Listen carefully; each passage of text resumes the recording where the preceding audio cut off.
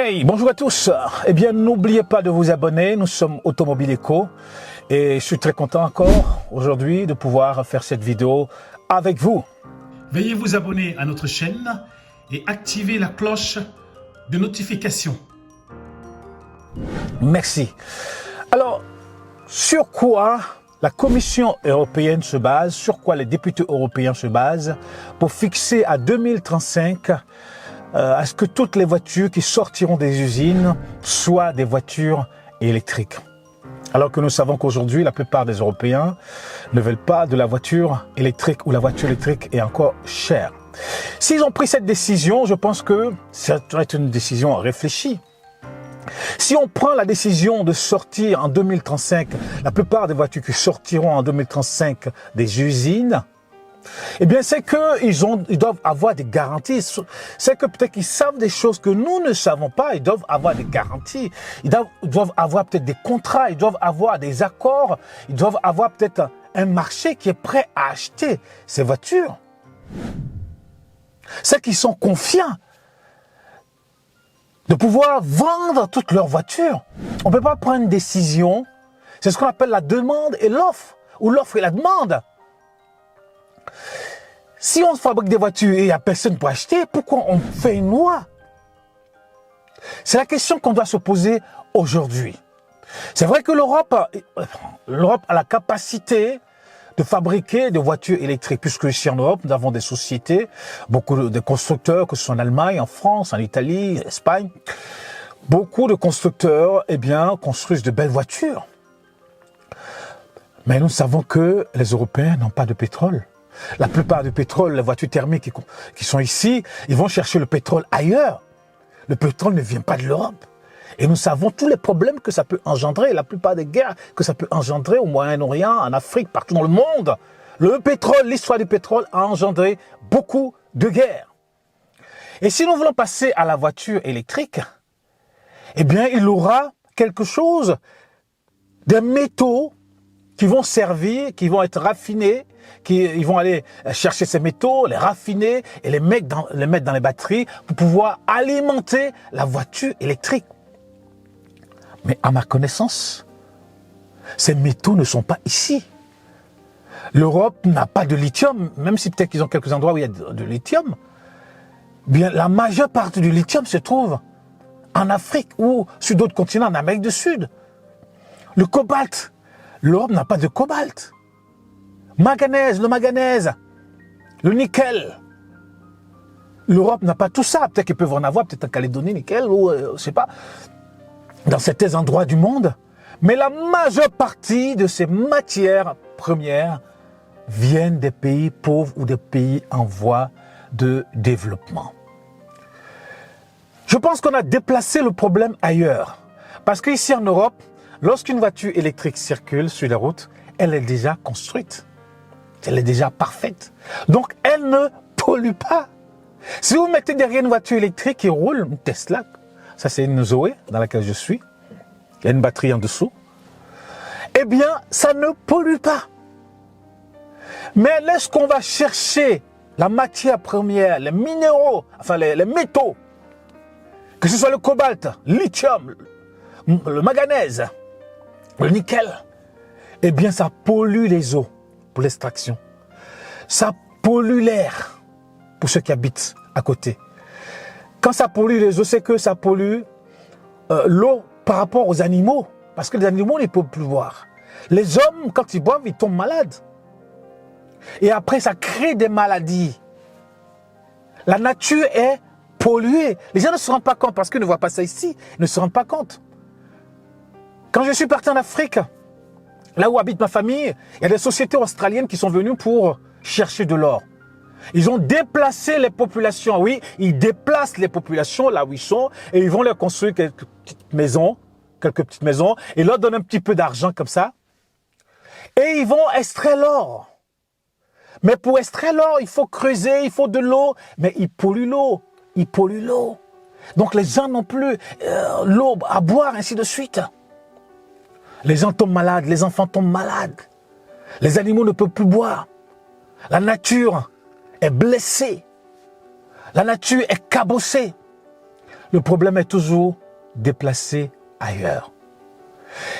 Et lorsqu'on a construit une voiture électrique, pour alimenter les batteries, il faut du cobalt, le manganèse, le nickel, le lithium. Mais ils vont prendre tous ces métaux dans des pays pauvres. Et après, ils vont les raffiner. Déjà, pour les prendre, ils vont polluer toute la nature. Tout ça, ils vont polluer la nature, l'air. Tout le monde sera malade. On voit aujourd'hui des maladies qu'on ne voit pas en Afrique. Des cancers qu'on ne voyait pas avant. Des choses qu'on ne voyait pas avant. La nature se transforme. Aujourd'hui, au Mali, il y a un mois de cela, il faisait 35 degrés. 35 degrés. Tu vois, dans d'autres pays africains, le soir, tu as du mal à dormir si tu n'as pas de climatiseur. Et nous savons tous encore que les climatiseurs polluent aussi. Voyez-vous? Donc, le climat a changé. Même ici en France, on remarque que le climat a changé. Au mois de mai, mois d'avril, eh bien, il fait encore froid, 2 degrés, 3 degrés. Le climat a changé. Les animaux sont perturbés. Et quand les gens prennent cette décision, qu'en 2035, toutes les voitures qui sortiront des usines seront des voitures électriques à 100%. C'est qu'ils sont confiants. C'est qu'ils savent ce qu'ils font. Soit ils sont fous, ils ont pris une décision, ils n'ont pas réfléchi, soit ils savent ce qu'ils font. Parce que l'extraction du lithium, l'extraction du cobalt et tout cela, comme je viens de le dire, ça pollue. Et ils déplacent les populations dans les pays pauvres. Les pays pauvres. Et aujourd'hui, les gens ne supportent plus. Les gens, ils sont fatigués. Les gens, ils sont malades. Ils ne supportent plus cela. Ils veulent que les choses changent. Et nous sommes là pour sensibiliser la population. C'est vrai que j'ai une voiture électrique, c'est vrai. On pense que ça ne pollue pas. Mais sachez que, à la base, ça pollue. Sans compter que bien, la batterie, lorsqu'elle est utilisée, eh bien, pour la traiter, même pour la construire, la batterie, ça pollue dans les usines, puisqu'on utilise beaucoup. Il faut déjà raffiner les métaux. Il faut les raffiner et après construire la batterie. Et lorsqu'on a utilisé la batterie, eh bien après, il faut, n'est-ce pas, traiter ces batteries. Voyez-vous? Mais lorsque on construit la voiture électrique, le problème qui nous attend encore de façon terrible, la France n'a pas d'uranium. À ce que je sache, les Européens n'ont pas d'uranium. Parce que si toutes les voitures, à ma connaissance, deviennent des voitures électriques. C'est vrai qu'il y aura des voitures thermiques qui vont circuler, ils ne vont pas les jeter à la poubelle, quoique ils ont encore des plans encore dans leur sac, parce qu'ils sont capables de racheter vos voitures thermiques et les broyer, afin que vous achetez, parce qu'ils vont mettre des systèmes sur place, ils vont acheter vos voitures, et puis ils vont les broyer, et vous serez obligés d'acheter des voitures électriques. Mais les Européens n'ont pas d'uranium, parce qu'il faut de l'uranium pour faire fonctionner les centrales électriques. Mais en France, on n'a pas d'uranium. Donc il faut aller chercher l'uranium au Niger. Mais au Niger, on a tous les problèmes parce qu'ils ont chassé l'armée française. Ou il faut aller chercher l'uranium dans d'autres pays de l'Est. Ou je ne sais pas où, en Amérique du Sud ou en Amérique du Nord. Mais ça nous coûtera encore plus cher. Donc ce qui veut dire que l'électricité, le cours de l'électricité va augmenter. Et qui va payer? C'est nous qui allons payer. Parce qu'il faut aller chercher l'uranium quelque part. Et l'uranium, eh bien, ça est dans la terre. Il faut aller prendre l'uranium, c'est jaune, dans la terre, après le raffiner, et après, eh bien, transporter cela dans les centrales nucléaires pour pouvoir produire de l'électricité. Et si ça coûte cher aux sociétés comme Areva ou d'autres sociétés, si ça leur coûte cher, eh bien, ils seront obligés de vendre l'électricité chère. Alors, si tu achètes une voiture chère et que l'électricité est chère, à quoi sert d'acheter une voiture électrique? Si l'électricité augmente, parce que la plupart de ceux qui ont acheté une voiture électrique, c'est parce que l'électricité est encore moins chère. Moi, personnellement, c'est parce que l'électricité ne me coûte pas cher. Parce que si j'achète une voiture chère, parce que cette Zoé m'a coûté 28 000 €, à la base. Et après, ça a été déduit. L'aide du gouvernement, ainsi de suite, et l'aide de la concession. Donc, ça m'a coûté presque 18 000 euros. 18 ou 19 000 euros. Voyez-vous? Donc, c'est pour dire que si nous n'avons pas l'uranium, eh bien, nous nous mettons dans de gros problèmes. Parce que, eh bien, ils vont voir, ceux qui ont l'uranium vont voir que nous avons besoin de l'uranium pour alimenter nos usines. Parce que si le soir, si toutes les voitures sont électriques et que le soir, tous les gens branchent leur voiture, ça va faire des pics énormes. Des pics énormes.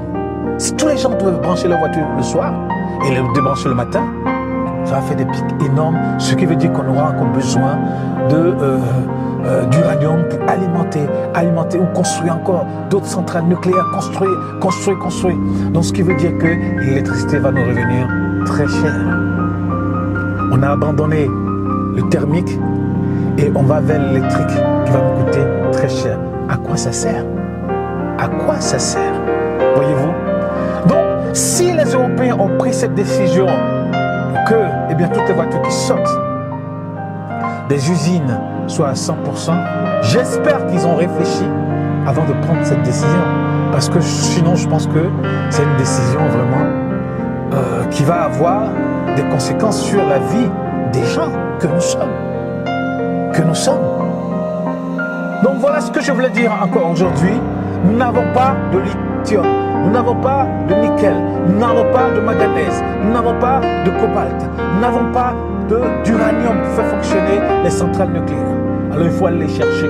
Il faut aller les chercher dans les pays africains, dans les pays en Amérique du Sud ou dans les pays de l'Est, dans les pays pauvres. Voyez-vous, et là-bas, le problème va se poser de la pollution de l'air, la pollution des eaux, les maladies que les gens vont avoir, les animaux seront malades, la nature sera blessée et malade, voyez-vous. Mais ici, lorsqu'on va utiliser ces batteries, ainsi de suite, après il faut les traiter, ces batteries. Il faut des usines, ainsi de suite. Certains vont dire, bon, ça a créé des emplois, mais il faut traiter tout cela.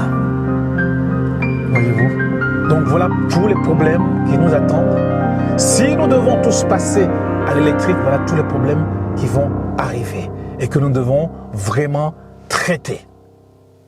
Voilà. Peace. N'oubliez pas de vous abonner et de commenter. Merci beaucoup. À très bientôt. Au revoir.